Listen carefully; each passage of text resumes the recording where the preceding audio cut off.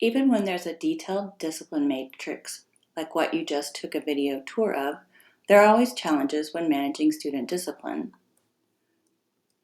Student discipline is never a cut-and-dried, one-size-fits-all situation with a set response for every type of incident.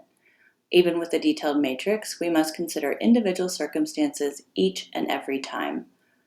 Prior to making disciplinary decisions, Colorado law requires us to consider a student's age, behavior and discipline history, whether or not there might be a disability present, the seriousness of the offense and whether or not it posed a threat to the safety of the student or others, the impact of the conduct on the school or school community, and whether or not a lesser intervention may appropriately address.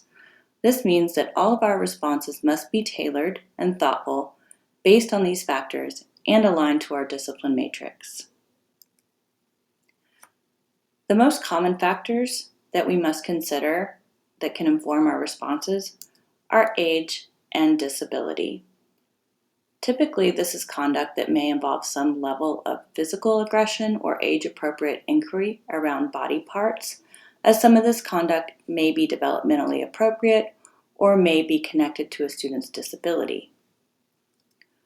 This does not mean that we ignore behavior, but we do respond in ways that support the skill building rather than simply punishing the behavior.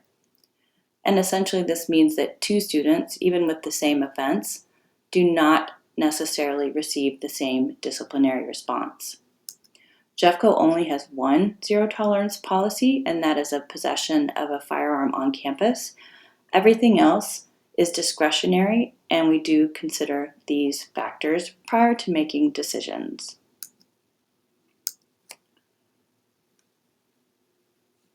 When you are managing discipline for students with a disability or younger learners, it's important that we make sure that our Tier 1 and Tier 2 prevention practices and interventions are implemented and documented, that our MTSS or PBST teams are reviewing data and identifying any patterns of concern as early as possible, that we ensure that our special education teachers are informed and involved in disciplinary situations when it's appropriate, and that we engage special education assistant directors as soon as possible as there are identified concerns that may be escalating and impacting students and staff.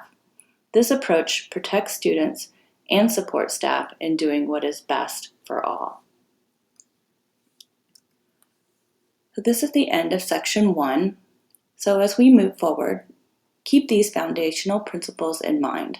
Consistent, thoughtful, and equitable application of our policies builds stronger schools, better supports our students and staff, and ensures compliance with policy and law.